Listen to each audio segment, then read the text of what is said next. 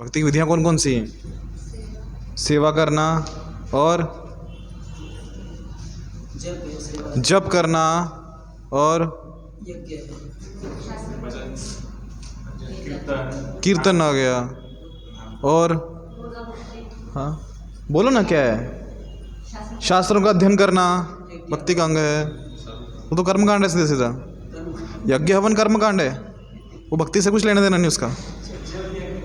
हाँ जब बोल दिया ना, जब बोला, कीर्तन बोला, शास्त्रों का अध्ययन बोला और सेवा बोला और प्रसाद प्रचार करना और मंदिर जाना, अर्च विग्रहों की सेवा करना, एकादशी का पालन करना, तुलसी को जलदान देना, ये सब क्या है?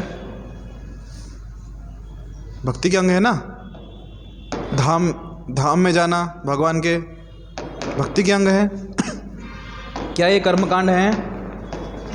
नहीं। क्यों? कोई भौतिक अभिलाषा से नहीं कर रहे, भगवान की प्रसन्नता के लिए कर रहे, इसलिए क्या है ये?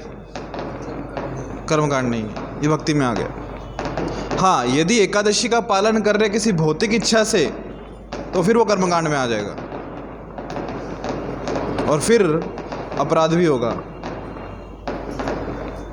नाम अपराध है ना एक, कौन सा है वो कर्मकांड के रिलेटेड? किसी को याद है क्या? नाम अपराध पढ़ते हैं 10 नाम अपराध, उसमें से एक नाम अपराध है कर्मकांड से संबंधित। क्या है?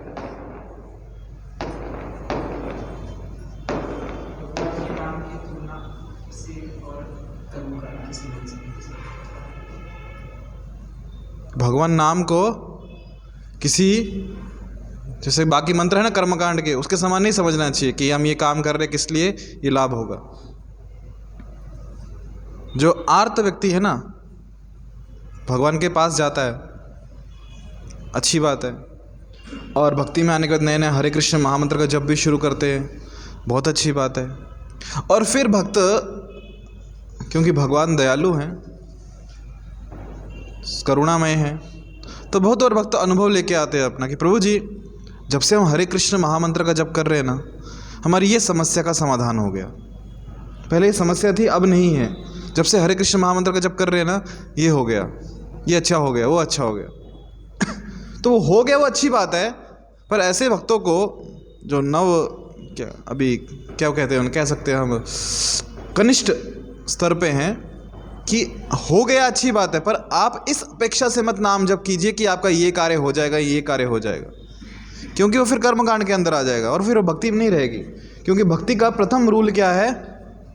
अन्य अभिलाषिता शून्यम, कि अन्य कोई अभिलाषा नहीं है।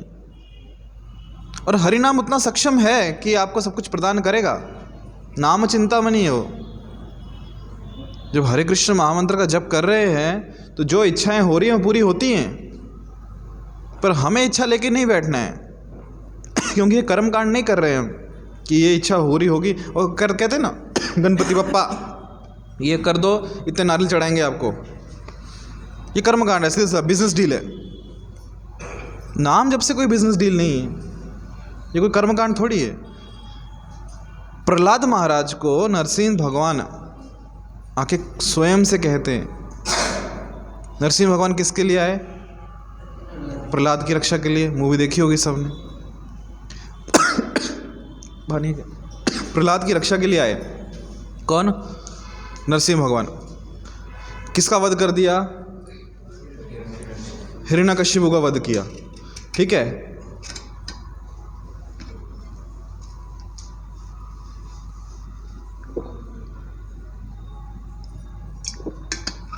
उसके बाद किसी की हिम्मत नहीं भगवान को शांत कर सके। किसकी हिम्मत नहीं? नारद मुनि की हिम्मत नहीं सामने जाए, देवी देवताओं की हिम्मत नहीं सामने जाए। माँ लक्ष्मी को बोला आप जाइए, आपके पति हैं। बोले ना को, मैं नहीं पहचानती इनको कौन है, मैं नहीं जाऊंगी। ब्रह्मा जी भी नहीं गए। बोले आए किसके लिए? प्रहलाद के लिए, उनको ही भेजो। तो प्रहलाद महाराज जब गए साथ में, तब भगवान नरसिंह शांत हुए, उनको गोदी में बिठाया और सर पे हाथ घुमा रहे हैं, सर को चूम रहे हैं, सर को सूंघ रहे हैं जैसे बच्चा है अपना। सोचो ना, भगवान साक्षात सामने हैं उनके, उनकी गोद में भक्त बैठा है, भक्त प्रहलाद, और नरसिंह भगवान स्वयं पूछ रहे हैं मांगो प्रहलाद क्या चाहिए, क्या वरदान चाहिए। थोड़ी देर के लिए कल्पना कीजिए कि स्वयं श्री श्री राधा गोपीनाथ जी समक्ष प्रकट हो गए हैं आपके। सर पे मोर मुकुट है ना, गले में फूलों की माला है, हाथ में बांसुरी है, आपके समक्ष खड़े हैं त्रिभंग मुद्रा में और आपको पूछ रहे हैं मांगो क्या चाहिए। क्या मांगोगे? सोचिए, क्या क्या विश लिस्ट में, बकेट लिस्ट में क्या क्या है आपके पास? क्या क्या मांगेंगे? होगी ना, एक नहीं बहुत सारी होंगी इच्छाएं। ये चाहिए, वो चाहिए, ये काम अटका हुआ है, वो काम अटका हुआ है। थोड़ा थोड़ा टटोली अंदर, क्या मांगेंगे? रहेंगी ना बहुत सारी इच्छा। अभी प्रहलाद महाराज को सेम क्वेश्चन पूछा गया। अच्छा, जो लोग यहां पे बैठे ना सोच रहे हैं हम कुछ नहीं मांगेंगे, अगर ऐसा कोई है यहाँ पे तो उनसे मैं रिक्वेस्ट करूँगा प्लीज़ सपने से जाग जाओ। क्यों? क्योंकि थोड़ा सा जीवन में उथल पुथल होती है, जस्ट थोड़ी सी होने दो, देखो कैसे मंदिर की घंटियाँ बजती है। फिर कितनी बार मत्था टेकते हैं भगवान के यहाँ पे, कितनी माला एक्स्ट्रा करते हैं।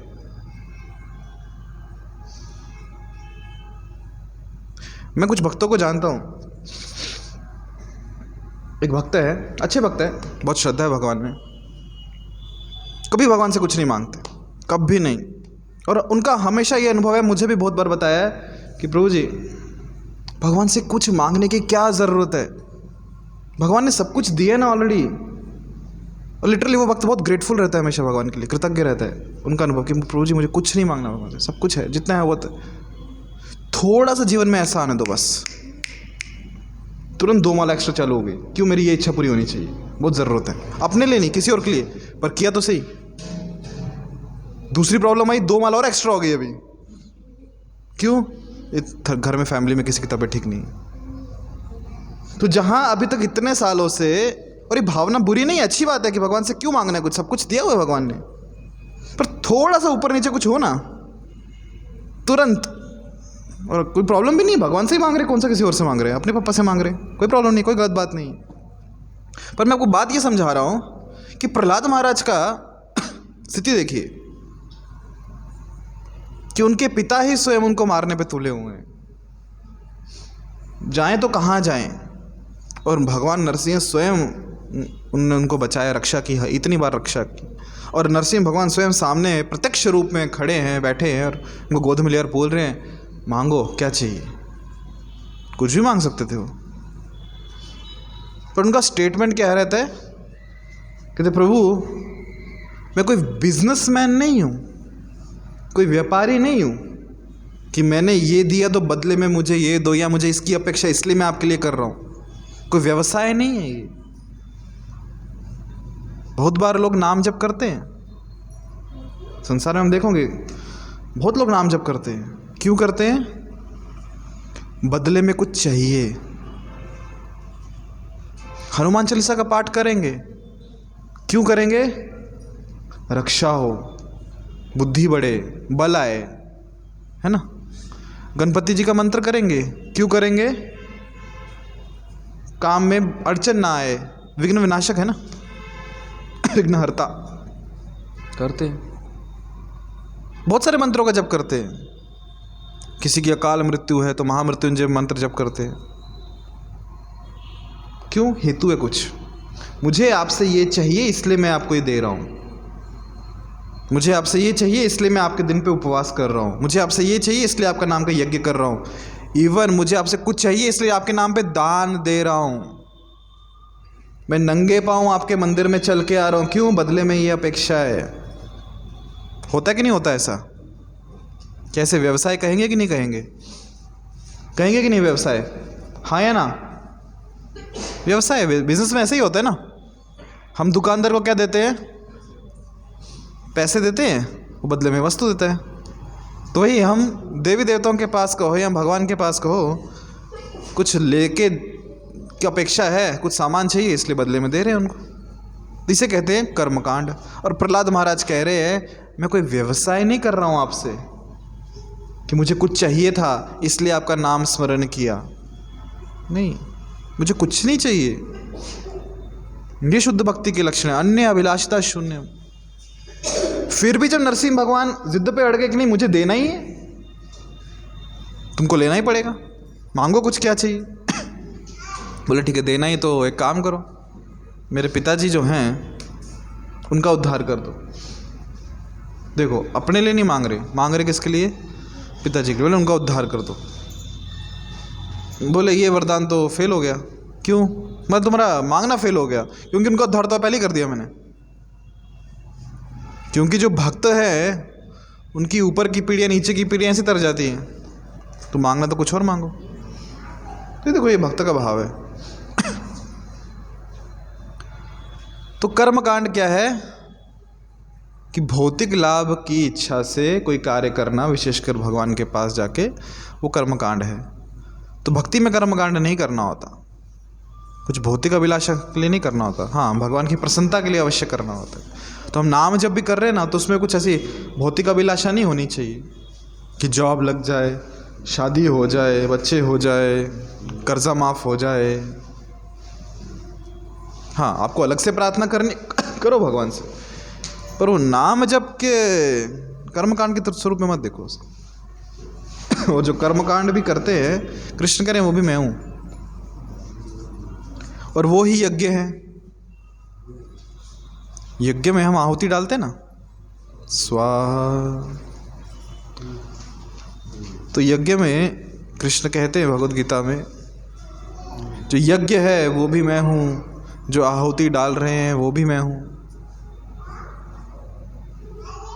और विशेषकर यज्ञों में कहते हैं जप यज्ञ मैं हूँ। जप कौन सा जप? हरे कृष्णा कृष्णा कृष्णा हरे हरे, हरे राम राम राम हरे हरे। कृष्ण कहते जप यज्ञ में हूँ। सतयुग में लोग ध्यान करते थे, त्रेता में यज्ञ करते थे, द्वापर में अर्च विग्रहों की सेवा करते थे, और कलयुग में नाम जप करते। त्रेता युग में जब ये लोग यज्ञ करते थे तब यज्ञ करना संभव था। आज की तिथि में यज्ञ करना करते हैं लोग, बट एक आपको अंतर समझाता हूँ त्रेता युग के यज्ञ में और आज के यज्ञ में। त्रेता युग में जब यज्ञ होता था तो यज्ञ में कुछ आहुतियाँ पड़ती हैं, अनाज होता है ना, फल होते हैं, चाहे उस ड्राई फ्रूट्स हों या दूसरे फल हो, घी होता है। अभी वो शुद्ध घी कहाँ से लाओगे? जो 300 रुपये किलो घी आप लेके आते हैं, आपको लगता है वो घी है? और घी या ठीक है, घी भी आपको अगर असली मिल गया, घर की गाय है, तो यज्ञ करने के लिए ब्राह्मण कहाँ से लाओगे?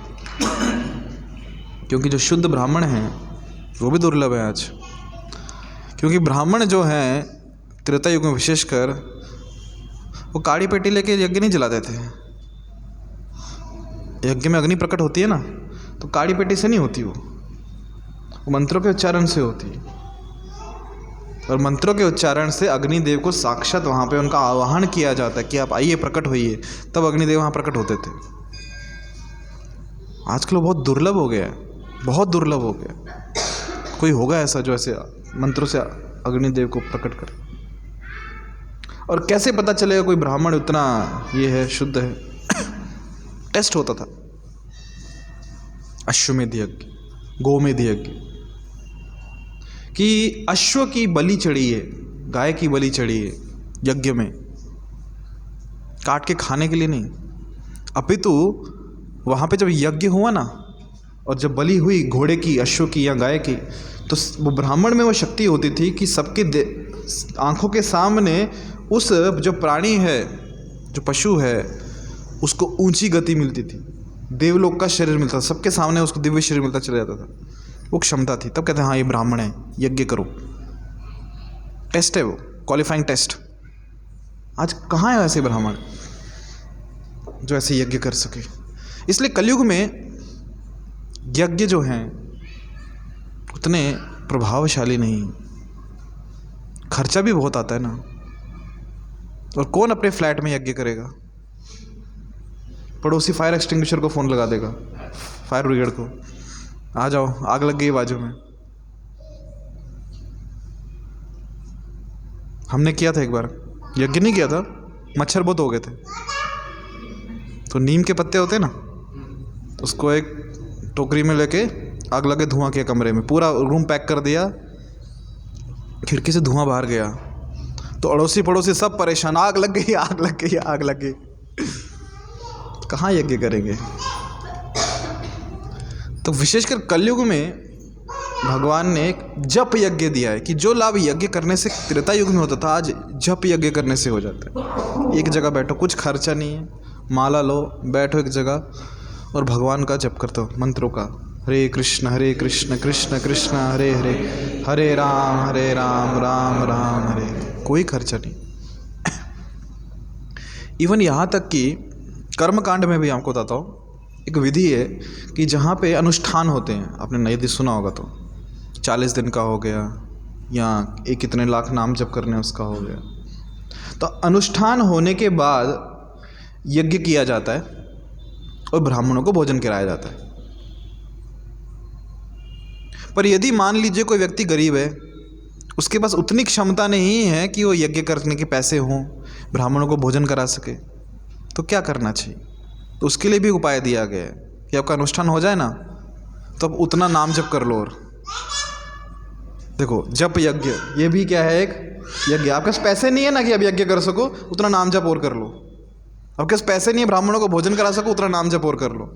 इसलिए कृष्ण कहते हैं यज्ञों में जो जप यज्ञ है वो मैं हूँ। यद्यद् विभूति मत सत्वम, कि जहाँ भी कुछ विशेष है ना, कृष्ण कहते हो मैं हूँ। पितरों को दिए जाने वाला तर्पण, कृष्ण कह रहे हैं मैं हूँ। पितरों को तर्पण देते हैं ना, आप जानते हैं पितरों को जो तर्पण देते हैं उसकी एक विशेषता होती है कि उसके दिन उनको भोजन कराया जाता है ना। और भोजन किसको देते हैं फिर? कौओं को। कौवे खाएंगे, मतलब पितरों ने स्वीकार कर लिया। तो उसमें भी विशेषता ये है कि यदि आप भगवान को भोग लगा के पितरों को प्रसाद दोगे तो उनका विशेष उद्धार होगा, क्योंकि आप क्या दे रहे हो? भगवान का प्रसाद दे रहे हो। औषधि कृष्ण कहते हैं मैं हूँ। औषधि मतलब दवा, क्योंकि शरीर को वही ठीक कर रहे हैं। क्योंकि कहते हैं ना, जो काम दवा से नहीं होता दुआ से होता है। कृष्ण है जो सबको ठीक करते हैं, नहीं तो दवाई क्या कर लेगी। तो कृष्ण की दवा भी कौन है? मैं हूँ। बेसिकली जहाँ पे कुछ विशेष है वो कृष्ण है। दिव्य ध्वनि मंत्र कौन है? कृष्ण है। घी कृष्ण है, अग्नि कृष्ण है, और आहुति भी कृष्ण है। बेसिकली सर्वत्र कृष्ण ही है, कृष्ण के अलावा कुछ नहीं है। मत्तः परतरम ना अन्यत किंचित अस्ति धनंजय, कि हे धनंजय, हे अर्जुन, मुझसे परे थोड़ा सा भी कुछ भी नहीं है। सब कुछ क्या हूँ? मैं ही हूँ। तो हम अगले श्लोक पे चर्चा करते हैं, अगले श्लोक पे जाते हैं, पढ़ते हैं। पितामहस्य जगतो माता धाता पितामह, वेद्यं पवित्रम ओंकार, ऋक् साम यजुरेव च। मैं इस ब्रह्मांड का पिता, माता, आश्रय तथा पितामह हूँ। मैं ज्ञेय, जानने योग्य, शुद्धिकर्ता तथा ओंकार हूँ। मैं ऋग्वेद, सामवेद तथा यजुर्वेद भी हूँ। तो कृष्ण क्या कह रहे हैं अर्जुन को? मैं ही कौन हूँ? पिता हूँ। मैं ही कौन हूँ? माता हूँ, आश्रय स्थान हूँ और पितामह हूँ। हम एक प्रार्थना हम कहते हैं ना, तुमेव माता च पिता तुमेव बंधु च सखा तुमेव बंधु सखा तुमेव द्रविणम मम देव देव, तुमेव विद्या मम देव देव। कि माता पिता कौन है? भगवान ही है। संसार में आज जो हमारे माता हैं, जो हमारे पिता हैं, वो अभी के हैं। पूर्व शरीर में हमारे माता पिता थे, कोई और थे। उससे पहले भी माता पिता थे, कोई और थे।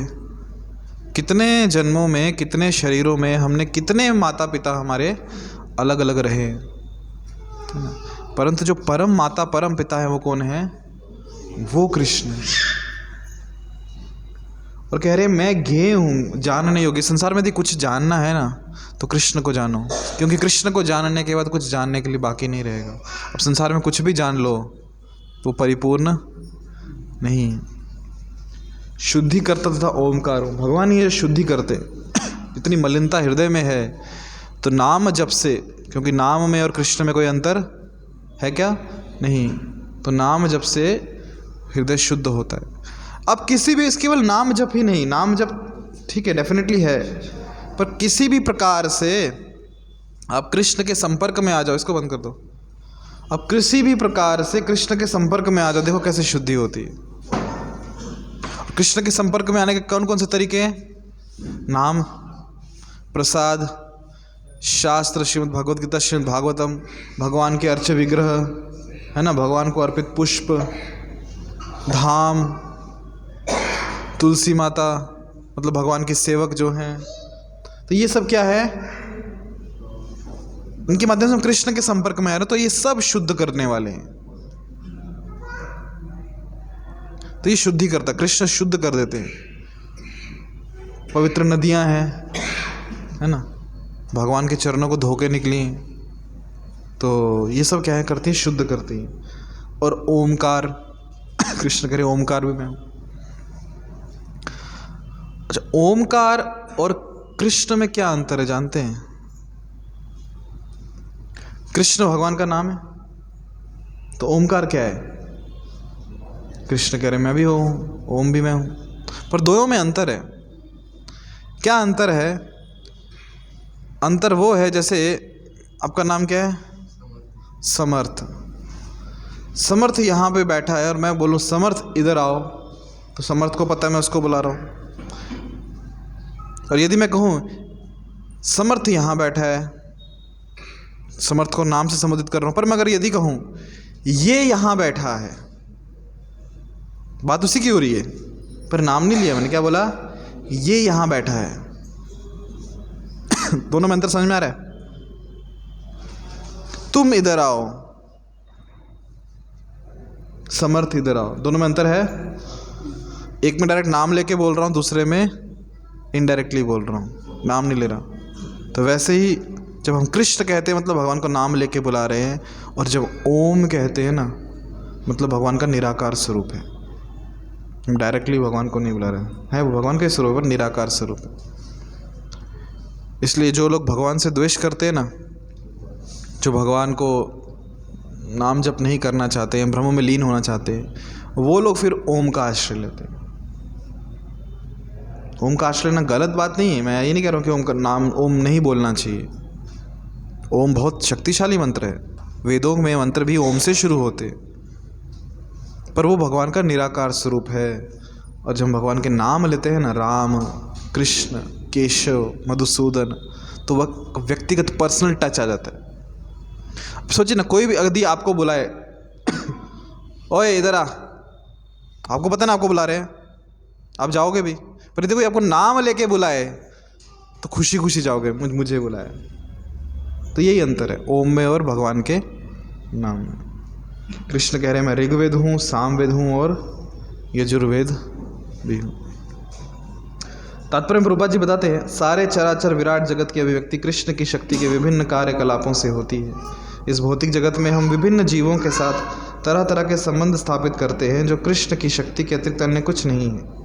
प्रकृति की सृष्टि में उनमें से कुछ हमारे माता पिता के रूप में उत्पन्न होते हैं, किंतु वे कृष्ण के अंश ही हैं।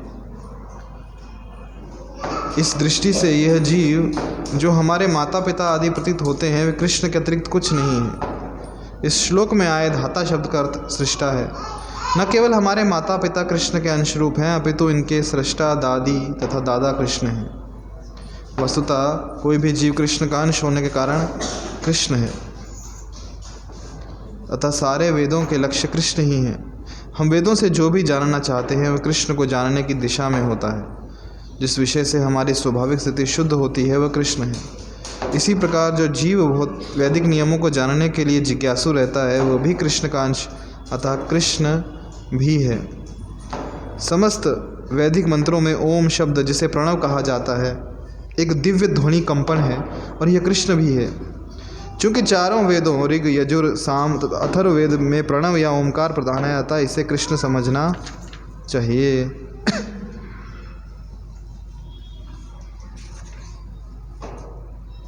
तो ये हो गया श्लोक क्रमांक 17। करना है 18।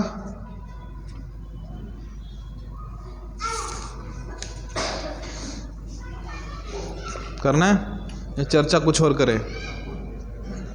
और कुछ चर्चा करते हैं ना, जो हमारी श्रृंखला है उसको आगे बढ़ाते हैं। कितने नाम अपराध हो गए? 2 हो गए ना। तीसरा कौन सा है? हाँ, आध्यात्मिक गुरु की अवज्ञा करना। इसको इंग्लिश में कहते हैं it is an offence to disobey the orders of the spiritual master. गुरु ने जो आदेश दिया है उसका पालन ना करना, ये हरि नाम के प्रति अपराध है। देखो, हम नाम जप करते हैं भक्ति में प्रगति करने के लिए। मंत्र किसने दिया? गुरु ने दिया। हमें भक्ति में प्रगति कैसे करनी है कौन सिखा रहा है? गुरु सिखा रहे हैं। और जब गुरु कुछ आज्ञा दे तो हम वो पालन ना करें, किन्हीं भी कारण से, हमारा कुछ उसमें भौतिक अभिलाषा अलग होगी, स्वार्थ अलग होगा, स्वार्थवश, या फिर श्रद्धा नहीं है गुरु के वचनों में, जो भी कारण होगा, तो हमारी भक्ति में प्रगति रुक जाती है। जो हम प्रगति कर रहे हैं नाम जब से, वो कहीं ना कहीं रुक जाती है। ऐसे शास्त्रों में बहुत उदाहरण है कि जिन्होंने गुरु आज्ञा का पालन किया है उन्होंने बहुत जल्दी प्रगति की। बहुत बार ऐसा भी होता है कि गुरु ने कुछ आज्ञा दी और हमें समझ में आ रहा है कि गुरु ने जो आज्ञा दी वो मेरे लिए संभव नहीं है करना, क्योंकि मैंने कभी ये कार्य किया नहीं है और मेरी शारीरिक क्षमता भी नहीं है कार्य करने की। क्योंकि गुरु ने आज्ञा दिया है तो मुझे करना है। और वो व्यक्ति, वो भक्त, वो कार्य ऐसे कर लेता है कि उसे स्वयं आश्चर्य होता है मैंने कैसे कर ली। क्योंकि जब गुरु कोई आज्ञा देते हैं ना, तो वो केवल आज्ञा नहीं होती, उस आज्ञा के साथ वो सामर्थ्य भी देते हैं उस सेवा करने के लिए। मैं आपको उदाहरण देता हूँ। श्रील प्रभुपाद जी के कुछ शिष्य, कुछ नहीं, बहुत सारे शिष्य, United Kingdom, London, United Kingdom जानते हैं ना आप, the Great Britain. Srila Prabhupada ji ने अपने 3 गृहस्थ शिष्यों को बोला, 3 मतलब 3 कपल, पति पत्नी, ऐसे 3 कपल थे, मतलब 6 भक्त हो गए ना। उनको आदेश दिया कि जाओ और जाके यूके में प्रचार करो। अभी इनकी आयु कितनी?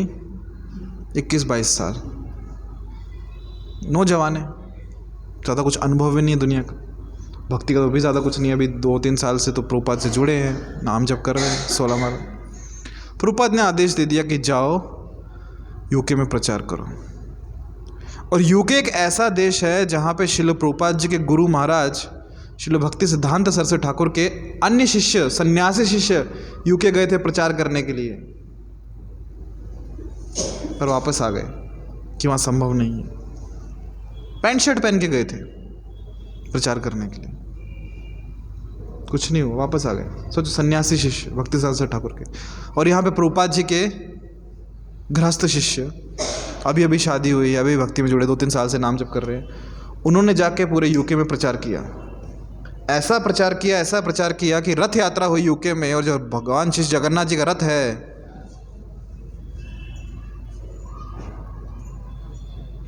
क्या बोलते हैं उसको, कौन सी बिल्डिंग है वहाँ पे एक यूके में, क्वीन विक्टोरिया का टावर है, कुछ तो है, मुझे नाम नहीं याद आ रहा, उससे भी बड़ा रथ, यहाँ उतना बड़ा रथ, उसका फ़ोटो आया न्यूज़पेपर में। पहली बार रथ यात्रा शुरू कर दी उन्होंने। और आज वहाँ पे बड़े बड़े मंदिर है यूके में। किन्होंने किया? उन शिष्यों ने जो अभी 2-3 साल हुए नाम जप करते हुए, जो सन्यासी शिष्य नहीं कर पाए। कैसे संभव हुआ? क्योंकि गुरु की आज्ञा पालन कर लिया। कि हमसे होगा नहीं होगा पता नहीं, गुरु ने आगे दिए ना तो करना है। मतलब अभी 2 साल हुए भक्ति में जुड़े हुए, अभी भी जुड़े हैं, और प्रभुपाद सीधा बोलते थे जाओ अफ्रीका में जाके प्रचार करो, जाओ ऑस्ट्रेलिया में जाके प्रचार करो, तुम वहाँ के टेम्पल प्रेसिडेंट। ये व्यक्ति कभी अपने देश से बाहर नहीं निकला और सीधे दूसरे देश का टेम्पल प्रेसिडेंट बना दिया उसको। और किया क्या, प्रचार किया धुआंधार, बहुत उदाहरण है। और जिन्होंने ऐसा प्रचार किया, गुरु की आज्ञा का पालन किया, उनको आशीर्वाद भी मिला। एक उदाहरण मैं आपको देता हूँ, बताता हूँ। प्रभुपाद जी के शिष्य हुए घनश्याम प्रभु, शायद से पहले भी बताया मैंने आपको, ठीक है कोई नहीं। घनश्याम प्रभु अफ्रीका के जन्मे थे, और अफ्रीका के लोग आपको पता है कि जो शरीर होता है श्याम वर्ण का होता है। तो प्रभुपाद जी ने उनको दीक्षा दी, नाम दिया घनश्याम।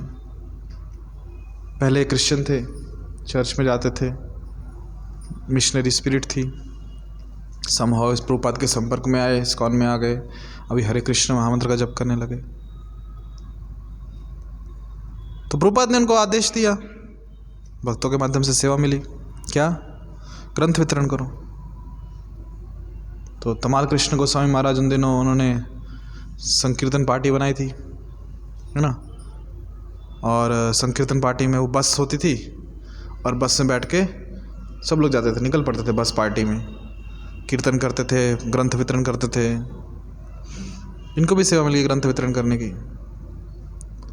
तो प्रभुपाद जी, तब भगवत गीता तो थी, श्रीमद् भागवतम का भी वितरण होना शुरू हो गया था। भागवतम के सेट हैं पूरे। भागवतम में कितने ग्रंथ हैं? 18 स्कंद है, तो नहीं 12 स्कंद है, 12 स्कंद है, और 18 वॉल्यूम सेट है, 18 पुस्तकें पार्ट्स में। तो उनको सेवा मिली कि बांटने, तो जाते थे अलग अलग यूनिवर्सिटीज़ में, कॉलेजेस में, लाइब्रेरीज़ में, और उनको रिक्वेस्ट करते थे कि ये प्रभुपाद जी का जो भागवतम सेट है इसको आप अपने लाइब्रेरी में रख लो। कोई लेता था, कोई, बहुत सारे लोग नहीं भी लेते थे। तो एक गाड़ी थी, वैन बड़ी सी, उसमें 2 भक्त थे, 2-3 भक्त थे शायद से। एक घनश्याम प्रभु थे, और उनके साथ एक और शायद से विष्णु स्वामी थे या कौन थे, मुझे नाम नहीं याद। तो एक दिन ऐसे घूमते घूमते एक कॉलेज के बाहर पहुंचे, वो यूनिवर्सिटी के बाहर, और उस दिन संडे था और यूनिवर्सिटी बंद थी। अभी क्या करें, इतनी दूर आए हैं, यूनिवर्सिटी के गेट के पास आए हैं, तो यहाँ तो यूनिवर्सिटी बंद है, चलो वापस चलते हैं। दोनों सन्यासी, मतलब जो साथ में भक्त थे, उन्होंने चर्चा के लिए वापस चलते। बोले ठीक हो, अभी चलो, अभी आए हैं तो कम से कम घूम के तो आते हैं, अंदर क्या है। बोले ठीक है कोई नहीं, टॉयलेट तो यूज़ कर लेते कम से कम इनका। गए अंदर टॉयलेट यूज़ करने के लिए, तो वहीं पे वॉशरूम में एक व्यक्ति मिल गया उनको, जो उसी यूनिवर्सिटी का था। उससे चर्चा हुई, जो प्रिंसिपल था वहाँ का,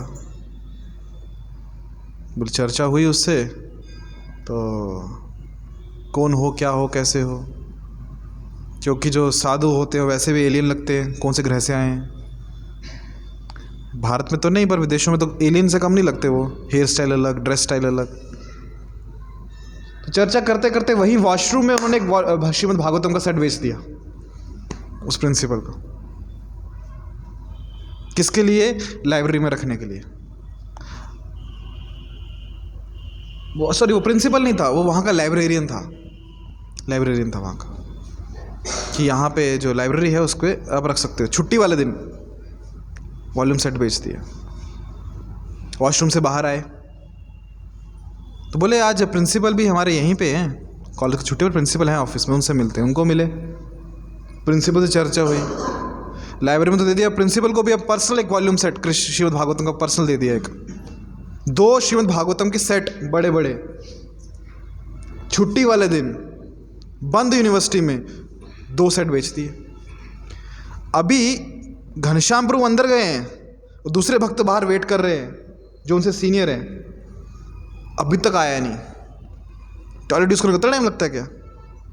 उनको गुस्सा आ रहा है कि इतना टाइम वेस्ट हो रहा है, हम कहीं और जाके भगवत गीता वितरण कर सकते थे, भागवतम वितरण कर सकते, ये अंदर के बाहर ही नहीं आ रहा। बाहर इनको इतना गुस्सा आ रहा है, इतना गुस्सा आ रहा है, बाहर क्यों नहीं आ रहा ये। और ये वॉशरूम में डिस्कशन चालू है इनका लाइब्रेरियन के साथ, उसको वॉल्यूम सेट दिया, वहाँ से प्रिंसिपल ऑफिस गए, वहाँ पे डिस्कशन चालू है। और आपको पता है जब किसी को गीता की होगी आपने गीता वितरण, तो सिर्फ गीता देनी नहीं होती, वहाँ बहुत सारा डिस्कशंस होता है, बहुत सारी चीज़ें बाहर आती हैं, आधा 1 घंटा तो आराम से जाता है। यहाँ तो 2 लोगों से बात की, तो एक लाइब्रेरी के लिए गया, एक पर्सनल भागवतम सेट गया प्रिंसिपल को, 2 सेट चले गए और ये बहुत खुश है। बाहर आए, जैसे ही बाहर आए जो भक्त थे उनसे वरिष्ठ थे वो गुस्से से लाल है, इनको डांटना शुरू कर दिया, कितना टाइम ये वो। और वो विनम्रता से कहते हैं कि 2 वॉल्यूम सेट बेच दिए मैंने। वो शॉक, छुट्टी वाले दिन बंद कॉलेज में तुम 2 वॉल्यूम सेट बेच के आ गए, जो चालू यूनिवर्सिटी में भी नहीं बिकता।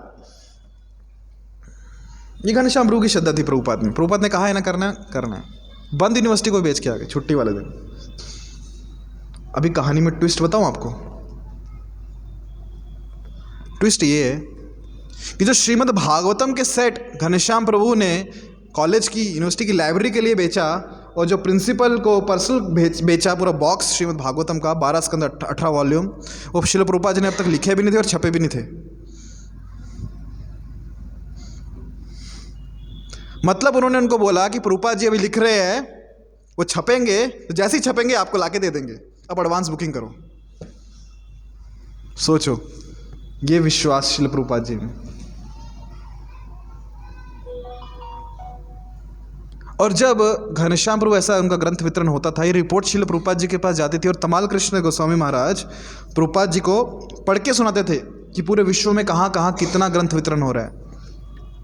और श्रील प्रभुपाद जी कहते थे कि ये मुझे ताकत मिलती, एनर्जी मिलती है इससे, स्कोर सुन के कितना वितरण हुआ। और आज भी आप किसी भी इस्कॉन मंदिर में जाएंगे ना, जब मॉर्निंग प्रोग्राम होता है ना, तो मॉर्निंग प्रोग्राम मंगल आरती हो गई, उसके बाद अर्च विग्रहों के सामने, श्रील प्रभुपाद जी के सामने उन्हें स्कोर सुनाया जाता है कि आज मतलब कल भक्तों ने कितना ग्रंथ वितरण किया, कितनी भगवत गीता, कितने श्रीमद् भागवतम, कितने स्मॉल बुक्स, वो सुनाया जाता है उनको। तमाल कृष्ण गोस्वामी महाराज प्रभुपाद जी को सुनाते थे, प्रभुपाद जी को बहुत प्रसन्नता होती थी। एक बार श्रील प्रभुपाद जी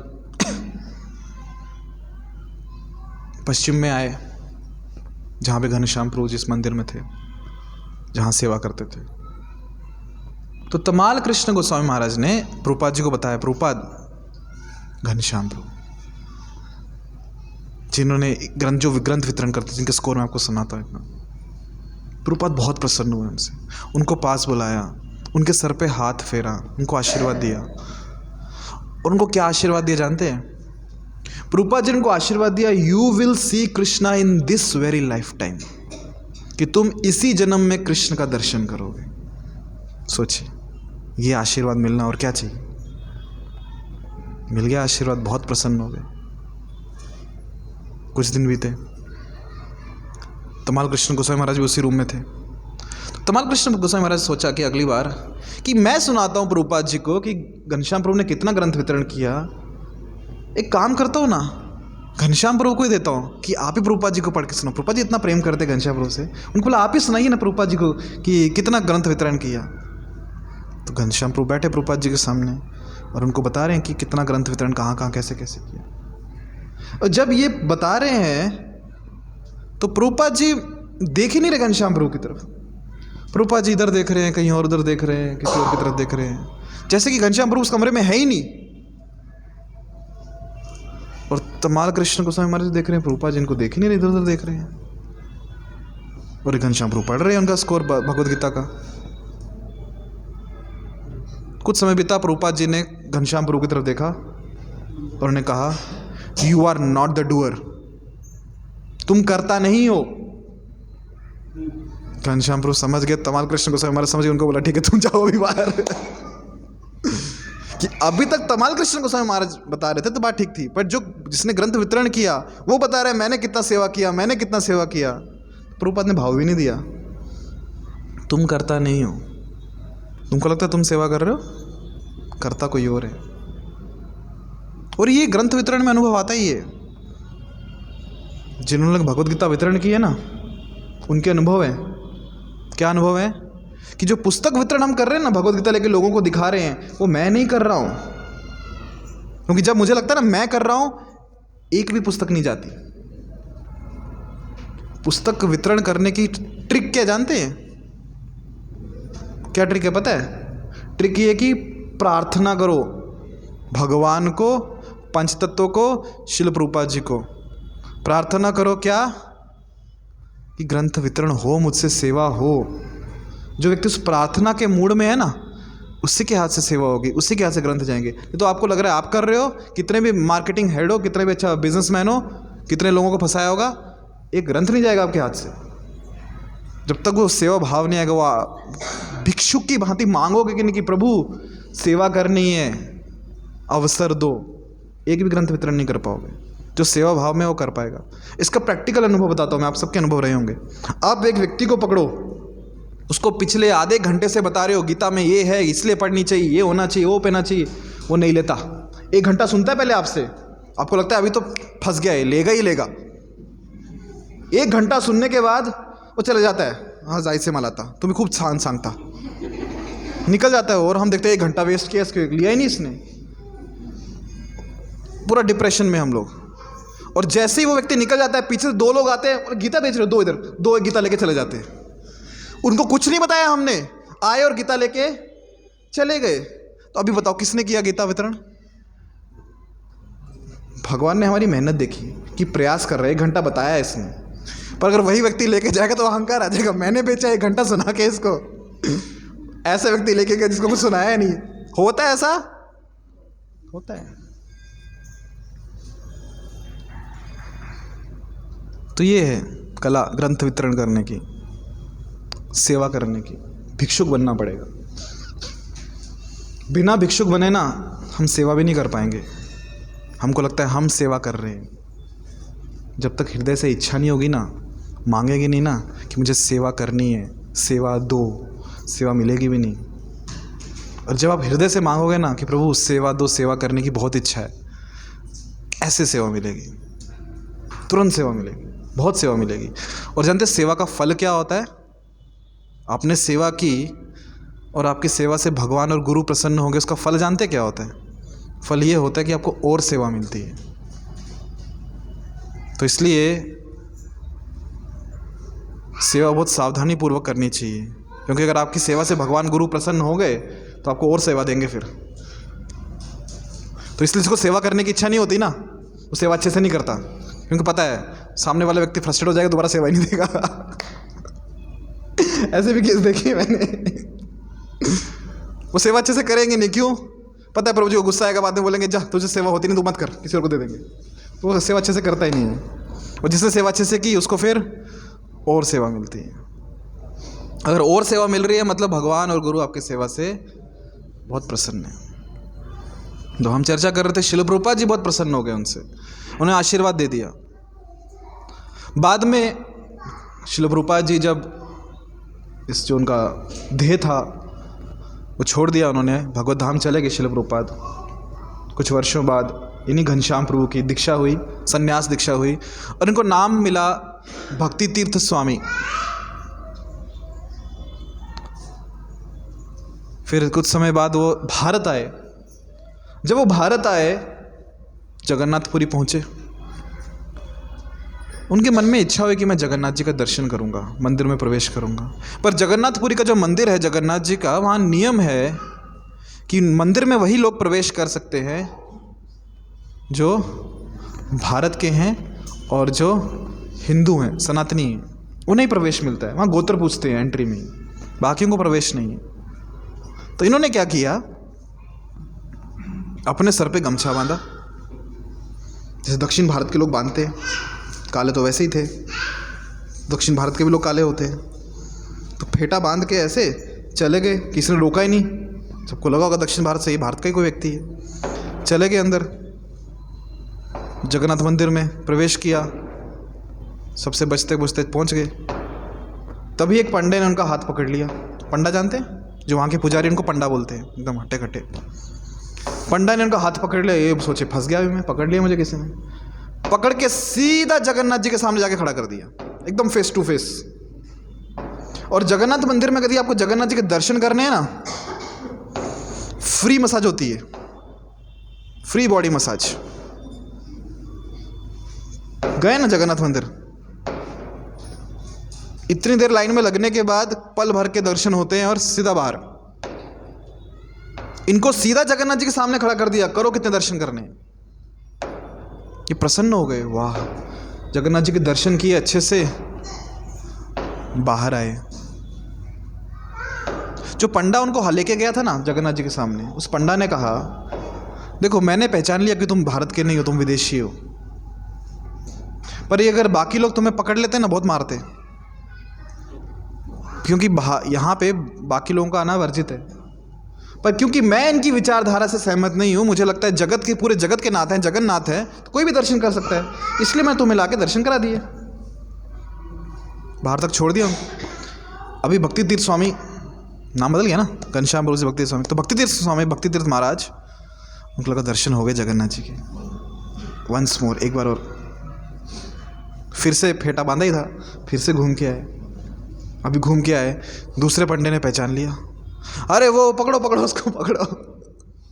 उनके पीछे भागे, भाई फुर्तीले थे, पतले थे, कैसे तो जान बचा के वहाँ से कूदते फाते बाहर निकल के भाग गए। बाहर आने के बाद एक्चुअली सब उन्होंने की एक पुस्तक लिखी है उन्होंने, बैगर, 3 पार्ट्स उसके, पार्ट 1, पार्ट 2, पार्ट 3, भिक्षुक कैसा होना चाहिए, तो उसमें लिखा है उन्होंने दृष्टांत, उनका अनुभव।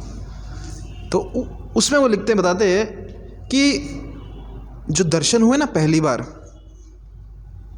वो मेरी कारीगरी की वजह से नहीं हुए थे, कि मैंने एक्टिंग करके जो भेस बदला था उसकी वजह से नहीं हुए थे। वो जो प्रभुपाद जी ने मुझे आशीर्वाद दिया था ना, that you will see Krishna in this very life time, तुम इसी जन्म में कृष्ण को देखोगे, वो प्रभुपाद जी जो गुरु प्रसन्न हुए थे, उस आशीर्वाद के कारण मुझे कृष्ण के दर्शन हुए। मेरी पात्रता की वजह से नहीं हुए, मेरी कोई पात्रता नहीं। तो इसे कहते हैं गुरु कृपा। और गुरु का प्रसन्न होते हैं जब उनके आदेश का प्रमाणिकता से पालन करते हैं, सेवा करते हैं। और यदि नहीं करते, यस्य प्रसादात् भगवत प्रसादो यस्य प्रसादान न गति कुतोपि। गुरु प्रसन्न है, भगवान प्रसन्न है। गुरु प्रसन्न नहीं है तो उसकी कोई गति नहीं। एक उदाहरण और देता हूं मैं। न्यू वृंदावन पता है कहाँ पे है? वेस्ट वर्जीनिया, अमेरिका में, यूएस में।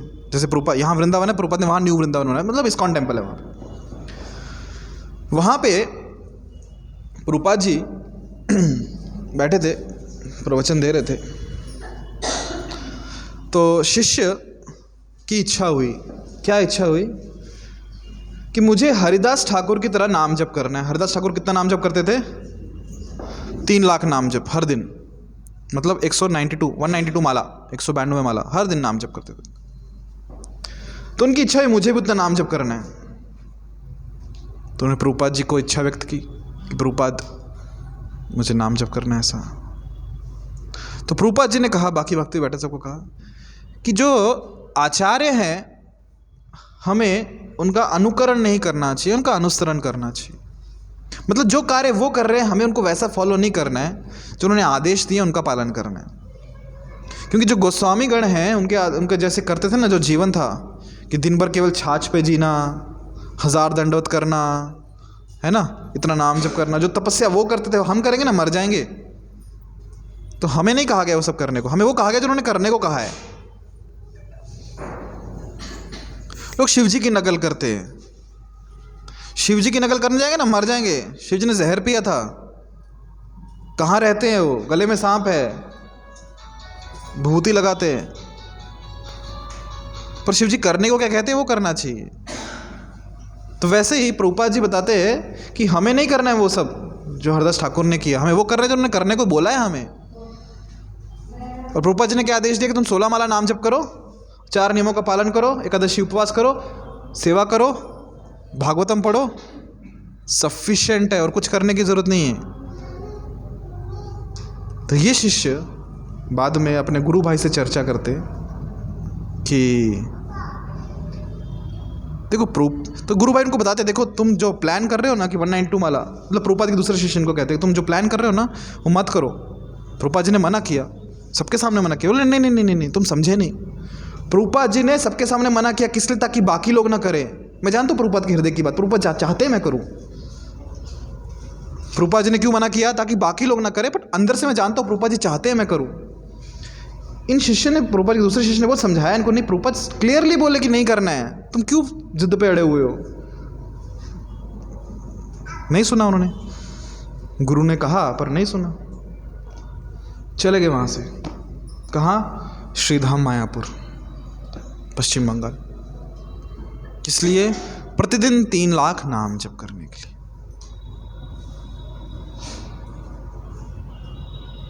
192 माला, 1 दिन, 2 दिन, 3 दिन, 6 महीने नाम जप किया उन्होंने। कितना? 3 लाख नाम जप। उसके बाद किसी को दिखे ही नहीं। सब भक्तों को लगा कहाँ चले गए, धाम चले गए। भगवत इतना नाम जप कर लिया, भगवान ने बोला ले भगवत धाम चले गए। रॉकेट लॉन्च होते ना, 6, 5, 4, 3, 2, 1, भगवत धाम सीधा गायब, किसी को नहीं दिखे। ये भक्त बहुत भक्ति किया इन्होंने, भगवत धाम चले गए। प्रेरणा के स्रोत थे हमारे लिए।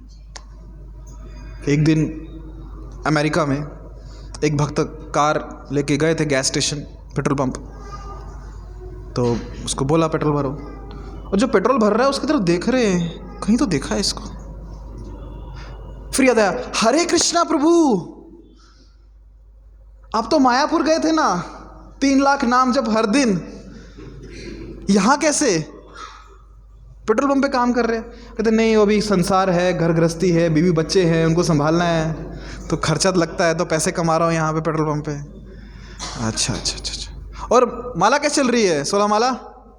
नहीं नहीं, वो 6 महीने मैंने बहुत सारी माला कर ली, अब माला नहीं करता हूँ। तो गुरु ने सिंपल सा आदेश दिया था, कितना नाम जप करना है, कितनी सेवा करनी है, वो सुना नहीं, एक्स्ट्रा करने का प्रयास किया, हो गया हरिबोल।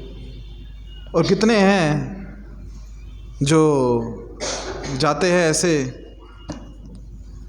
मतलब गुरु ने कहा, गुरु की इच्छा नहीं है पर वो कर रहे हैं, और बाद में कहाँ लैंड अप होते हैं, जाते हैं वृंदावन मायापुर, एकदम बाबा जी भेष, बाबा जी बन गए अभी। और बाबा जी फिर बाद में कहाँ मिलते हैं?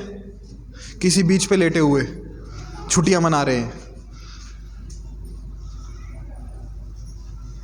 तो गुरु की आज्ञा का पालन करना चाहिए। गुरु की आज्ञा का यदि पालन नहीं हुआ ना, तो भगवान नहीं मिलते।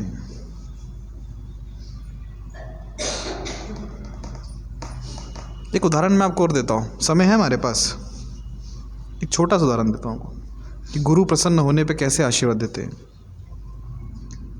श्री संप्रदाय में, कथा शायद से पहले भी सुनाई है मैंने, श्री संप्रदाय में रामानुजाचार्य हुए। रामानुजाचार्य नाम सुना?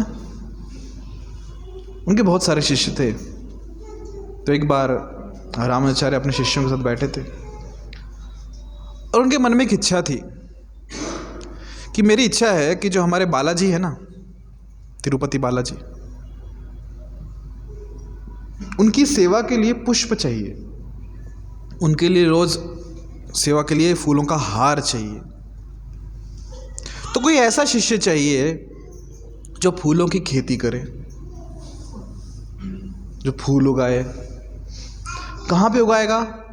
बोले वो सामने वाली पहाड़ी है ना, उस पहाड़ी पे जाके खेती करनी है। गुरु महाराज कहाँ पे है? इस तरफ खेती करने जाना है, उस तरफ। तो कौन जाएगा? ओपन क्वेश्चन था सब भक्तों के, शिष्यों के सामने। अभी हर शिष्य सोच रहा है कि यदि मैं यहाँ से वहाँ जाऊँगा खेती करने के लिए, फूलों की सेवा करने के लिए, तो मुझे गुरु महाराज का संग नहीं मिलेगा। यहाँ पे हूँ तो दिन भर गुरु महाराज के साथ में हूँ, सानिध्य में हूँ। गुरु महाराज की क्या सेवा, तुरंत सेवा कर सकते, गुरु महाराज का आश्रय में रहूँगा। पर वहाँ चले जाऊँगा तो फिर गुरु महाराज का संग नहीं मिलेगा, गुरु महाराज के दर्शन नहीं होंगे। किसने हाथ खड़ा नहीं किया? इतने में एक भक्त खड़े हुए और उन्होंने कहा, गुरु महाराज यदि आपकी इच्छा है तो मैं जाने को तैयार हूँ। और इन भक्त का नाम था अनंताचार्य। अनंताचार्य अपनी पत्नी को लेके चले गए उस पहाड़ी पे। और वहाँ क्या करते थे, फूलों की खेती। किसके लिए? बालाजी के लिए। अभी देखिए, इन्होंने त्याग कर दिया किसका? गुरु के संग का। देखो, गुरु की सेवा दो तरीकों से होती है। एक होता है वपु सेवा, दूसरी होती है वाणी सेवा। वपु सेवा मतलब गुरु के शरीर की सेवा। गुरु बीमार हैं, उनको दवाई देना, गुरु की मसाज करना, है ना, गुरु के कपड़े धो के देना, गुरु को भोजन कराना, गुरु को क्या आवश्यकता है वो प्रदान करना। ये हो गया वपु सेवा, शरीर की सेवा। दूसरी होती है वाणी सेवा, कि गुरु ने क्या आदेश दिया है करने को, उस आज्ञा का पालन करना। ये होती है वाणी सेवा। कौन सी महत्वपूर्ण है, वपु सेवा या वाणी सेवा? दोनों महत्वपूर्ण है, पर यदि तुलना की जाए तो वाणी सेवा हमेशा श्रेष्ठ होती है। यदि वपु सेवा का अवसर मिल रहा है तो बहुत अच्छी बात है, करनी चाहिए, पर वपु सेवा सबके लिए संभव नहीं है, क्योंकि शरीर की क्षमताएं होती हैं, सीमित है, सबको अवसर नहीं मिलता वपु सेवा का। पर वाणी सेवा का अवसर सबके पास है। शिल प्रभुपाद जी के कितने ऐसे शिष्य थे जो प्रभुपाद जी के कभी नज़दीक भी नहीं गए, बस प्रभुपाद जी ने दीक्षा दे दी, जानते प्रभुपाद जी मेरे गुरु महाराज, और पूरा जीवन प्रभुपाद को समर्पित कर दिया। तो केवल शरीर के साथ रहने से विशेष सेवा हो जाएगी ऐसा आवश्यक नहीं है। वो तो मच्छर भी शरीर पे रहता है, क्या सेवा करता है मच्छर? सिर्फ खून चूसता है। वो दास नहीं है, वो दास है। तो हमें दास बनना है, दास नहीं बनना है। तो वाणी सेवा बहुत महत्वपूर्ण है। वपु सेवा मिल रही है, बहुत अच्छी बात है, कीजिए, पर वपु सेवा सबको संभव नहीं होता, तो वाणी सेवा अवश्य कीजिए।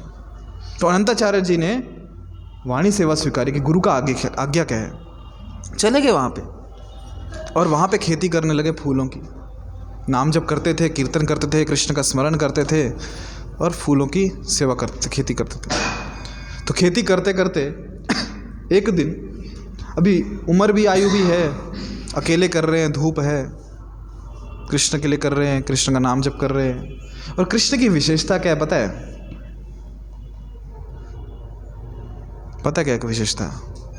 कृष्ण कहते हैं, नाहम वसामि वैकुंठे, मैं वैकुंठ में वास नहीं करता हूँ, योगियों के हृदय में वास नहीं करता हूँ। यद गायन्ति मद भक्ता तत्त तिष्ठामि हम नारदा, कि जहाँ मेरे भक्त मेरा गुणगान करते हैं अर्जुन, नारद मैं वहीं पे रहता हूँ।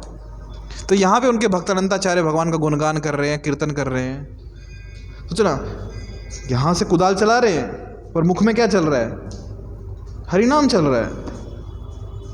ऐसे भक्त ना बहुत अद्भुत होते हैं कि हाथों से सेवा चल रही है और मुख से सदैव हरिनाम चल रहा है, भगवान का गुणगान चल रहा है, कीर्तन कर रहे हैं, भजन कर रहे हैं।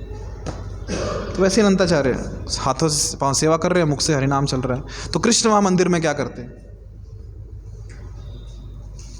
वो भी आ गए, थोड़ा देखते हैं क्या कर रहे हैं। तो एक बालक आ गया उनके पास, अनंताचार्य के पास। बोले, क्या कर रहे हो आप? मिट्टी खोद रहा हूँ। किस लिए? तालाब बनाना है। तालाब में पानी इकट्ठा होगा वर्षा का, तो उससे खेती करेंगे। बोले ठीक है, आप खुदाई करो, टोकरी मुझे दो, मैं फेंक के आता हूँ, आपकी सहायता हो जाएगी। अनंताचार्य ने मना कर दिया, नहीं। क्यों? बोले, मेरे गुरु ने मुझे सेवा दी है, ये सेवा मेरी है, यदि मैं आपको दे दूंगा तो मैं क्या करूंगा? भेज दिया बालक को। बालक फिर से आया, अब खोदो, मैं टोकरी भर के आता, फेंक के आता मिट्टी की। मना कर दिया, बोले भाग यहाँ से, नहीं मिलेगी। क्यों? अनंताचार्य की वो श्रद्धा थी गुरु की आज्ञा में, गुरु की दी हुई सेवा में। गुरु ने सेवा दी है तो मतलब मुझे करनी है, मुझे ही करनी है, और किसी को क्यों दूं मैं? ऐसी श्रद्धा होनी चाहिए। अभी ये चले गए बालक वहाँ से, इनको भगा दिया। जब बहुत ही जिद करते डांट डूंट के भगा दिया। इनकी पत्नी अनंताचार्य जी की, वो गर्भवती थी। बालक पहुँचा, माता जी आप कहाँ इतना कष्ट करते हो? अब एक काम करो, आप आराम करो, मैं फेंक के आता हूँ। तो हो रहा क्या था, अनंताचार्य खड्डा खोद रहे थे, मिट्टी इकट्ठी कर रहे थे, टोकरी में डाल रहे थे। तो ये माता जी मिट्टी को लेके टोकरी को जाके खाली करके वापस ला के देती थी। तो माता जी ने कहा, देखो उन्होंने तुमको डांटा ना, मना किया ना, अभी तुम करोगे तो फिर मुझे डांट पड़ेगी, तो जाओ ना यहाँ से। तो बालक कहता है नहीं, उनको पता नहीं चलेगा, आप टोकरी वहाँ से लेके आओ या टर्न पे लाके मुझे दो, मैं तुरंत जाके फेंक के आ जाऊँगा, वापस आपको दे दूँगा, आप वापस लेके जाओ खाली टोकरी। उनको क्या पता चलेगा कौन फेंका, आपको सिर्फ उतना यहाँ से यहाँ ला के देना है, आप क्यों इतना कष्ट कर रहे हो इस अवस्था में। मान गए वो, ठीक है। तो टोकरी भरते थे, माता जी को देते थे, उनकी वाइफ को, पत्नी को। ये जाते थे मोड़ तक, मोड़ पे आगे बालक उठाता था, तुरंत जाके खाली करके वापस लेके आता था। कुछ बार हुआ, अनंताचार्य ने सोचा, उनको पूछा, ये तुम्हारी टोकरी इतनी खाली जल्दी कैसे हो रही है, इतना स्पीड कहाँ से आ गया तुमको, सच सच बताओ क्या मामला है। बोले वो बालक मदद कर रहा है। अनंताचार्य को आया गुस्सा, बोले उसकी इतनी हिम्मत, वो हमारी सेवा ले रहा है, जो गुरु महाराज को हमने सेवा करनी चाहिए वो मेरी सेवा छीन रहा है। तो हाथ में जो कुदाल था ना जिसे खोद रहे थे, वही लेके भागे उसके पीछे, बालक के पीछे भागे यहाँ से। किस लिए? उसको डराने के लिए कि भागता है कि नहीं। इतना भागे, वो बालक भाग रहा है और ये पीछे पीछे भाग रहे हैं। अब इतने खुले मैदान में जाए तो कहाँ जाए बच के। बालक ने देखा कहाँ जा नहीं सकता, पकड़ लेंगे, चढ़ गया पेड़ पे और ये बोल रहे नीचे उतर, मैं नहीं आऊँगा, नीचे उतर, मैं नहीं आऊँगा, आप मारोगे, नीचे उतर, मैं नहीं आऊँगा, आप मारोगे। बोले नहीं मारूंगा, नीचे उतर, थोड़ा पीछे हो जाओ। फिर जैसे पीछे हुए, बालक नीचे उतरा, फिर भागा और ये फिर भागे मारने के लिए पीछे। रुकता कि नहीं, बालक रुक नहीं रहा। इन्होंने दोबारा बालक आए ना, वो जो हाथ में था ना उसको जोर से फेंक के मारा। उद्देश्य नहीं था कि उसको लगे, उद्देश्य था कि वो साइड पे जाए बट डर जाए, दोबारा ना आए। तो बालक ने पीछे मुड़ के देखा कि कोई आ रहा है कि नहीं, और जैसे ही पीछे मुड़ के देखा सीधा ठुड्डी पे जाके लगा, वो खून निकलने लगा। अभी रुका नहीं वहाँ पे, बालक भागा भागा भागा, बालाजी के मंदिर में घुस गया। ये पीछे पीछे पहुँचे, उसने दरवाज़ा अंदर से बंद कर लिया और बाहर से ठोक रहे हैं, खोलो खोलो खोलो खोलो खोलो। पुजारी को आया, पुजारी को बोला क्या क्या हुआ। बोले एक बालक अंदर गया, उसके यहाँ से खून निकल रहा है, परेशान कर रहा था। दरवाज़ा तो अंदर से बंद है। पुजारी ने खोला दूसरे एंट्री गेट से, पीछे पुजारी का भी डोर होता है ना पीछे का, खोला, अंदर कोई भी नहीं। कहाँ गया बालक? और जब बालाजी को देखते हैं तो बालाजी की ठुड्डी से खून निकल रहा है। तब अनंताचार्य को समझ में आया कि वो बालक और कोई नहीं, साक्षात वेंकटेश्वर थे, बालाजी थे, और मैंने उनको मारा, उनके यहाँ से खून निकल रहा है। और फिर भगवान को जड़ी बूटी लगाई दवाई के लिए। तो देखो, गुरु के प्रसन्नता के कारण भगवान ने स्वयं दर्शन दिए, उनसे आदान प्रदान किया। भगवान ने भी अपने भक्त को प्रेम पूर्वक उनका साथ देने के लिए उनकी सेवा में हाथ बटोरने चल पड़े। और आज भी उस याद में भक्त का भगवान से संबंध, भक्त का गुरु से संबंध, उस प्रेममय लीला के संबंध में, उस याद में आज भी हर दिन भगवान को ठुड्डी पे ना वो लेप लगाया जाता है। जब बालाजी का दर्शन करेंगे ना, ठुड्डी पे लेप होता है, देखना कभी उस लीला के स्मरण में कि भगवान कितने कृपालु अपने भक्तों के लिए, विशेषकर उन भक्तों के लिए जो गुरु के आज्ञा का पालन करते हैं, और जो गुरु की आज्ञा का अवज्ञा करते हैं, उनकी बात नहीं मानते, उनकी कोई गति नहीं है फिर। तो इसलिए हमें गुरु को प्रसन्न करके रखना चाहिए। एक उदाहरण मैं आपको और देता हूँ, कर्ण का। महाभारत में तो कोई विलन था ना, तो कर्ण ही था। दुर्योधन विलन नहीं था, मेन विलन कर्ण था, जिसके कारण महाभारत हुआ, जिसके कारण सब कुछ उलट पुलट हुआ। कर्ण नहीं होता ना तो युद्ध भी नहीं होता था। दुर्योधन में इतनी हिम्मत नहीं थी लड़ने की पांडवों से, वो कर्ण था जिसने पूरा षड्यंत्र किया। तो कर्ण को शाप मिला था, उसी के गुरु ने दिया था, परशुराम जी ने, कि जब तुम्हें इस विद्या की सबसे ज़्यादा आवश्यकता होगी ना, धनुर्विद्या की, तब तुम्हारे काम नहीं आएगी। क्योंकि गुरु को प्रसन्न नहीं किया था उसने, गुरु को नाराज किया था। और वही हुआ, टायर फंस गया धरती में, रथ का पहिया धरती में फंस गया। अर्जुन बाण लेके खड़े हैं, अभी आवश्यकता है युद्ध करने की, पर युद्ध कर नहीं सकते। कृष्ण ने कहा अर्जुन को, चलाओ बाण, कर्ण मर गया। तो भक्ति में प्रगति करने का ये कुंजी है। गुरु प्रसन्न हो गए ना, सुपर फास्ट हाईवे है वो। तो नाम जप में भी आनंद आएगा, रुचि आएगी। ठीक है, तो ये हो गया तीसरा नाम अपराध। ठीक है, और याद रखना जब आज्ञा आती है ना गुरु से, तब वो कितना भी लगे मुझसे होगा नहीं होगा, यकीन मानिए आज्ञा के साथ सामर्थ्य भी आता है। आपको स्वयं आश्चर्य होगा मैंने कैसे कर लिया। ठीक है, हरे कृष्ण। तो यहाँ पे हम रुकते हैं। कुछ प्रश्न है किसी के मन में? कुछ पूछना है, कुछ कहना है? आपको क्या लगता है हीरो था? हाँ, दुर्योधन था ना, क्योंकि कर्ण था जिसने जो दुर्योधन को प्रेरित करता था युद्ध करने के लिए। शकुनी तो था ही, कर्ण उत्तेजित करता था। अगर कर्ण नहीं होता ना, दुर्योधन में कभी हिम्मत नहीं पड़ती थी युद्ध करने के लिए। द्रौपदी वस्त्र हरण का आइडिया किसका था? कर्ण का। कर्ण ने आइडिया दिया था कि द्रौपदी को लेके आओ, उसके निर्वस्त्र करो उसको। कारण, क्योंकि जब द्रौपदी का स्वयंवर था तो कर्ण भी था भेदने के लिए।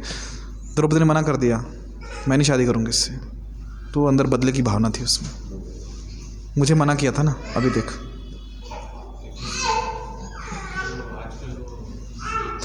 सीरियल की बात मत करो मुझसे। अब ग्रंथ उठाओ, ग्रंथ में बताओ कहाँ क्या लिखा है तो चर्चा करेंगे। सीरियल पे चर्चा नहीं करनी मुझे। सीरियल ज्ञान प्राप्त करने का मार्ग नहीं है। अब महाभारत पढ़ो तो समझ में आएगा। ठीक है, और कुछ? ठीक है, रुके फिर। घर में एक ही गुरु होना चाहिए या किसी के, समझो एक कुटुंब है, पिताजी का गुरु अलग रहता है, कोई प्रॉब्लम नहीं है, कोई का गुरु अलग रहता है, कोई प्रॉब्लम नहीं, कोई समस्या नहीं है, चलता है? चलता है। ठीक है, हरे कृष्ण। श्रीमद् भगवद गीता की जय। श्री गुरुपाद की जय।